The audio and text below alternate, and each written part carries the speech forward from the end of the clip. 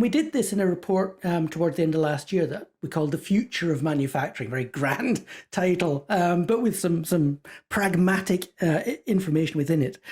But this sort of Future of Manufacturing report identified 4 big trends that we see affecting the manufacturing sector and, frankly, coming up in almost every conversation we're having with our manufacturing clients.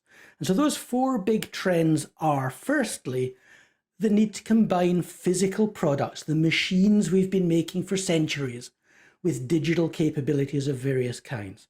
That might be, IoT to tell you how the machine's performing. It might be some form of modeling to predict how it's going to behave in the future.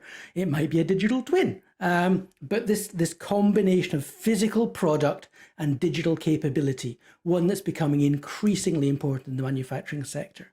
And of course, manufacturers struggle there because although they're really good at making physical stuff, they're not necessarily good at making good software.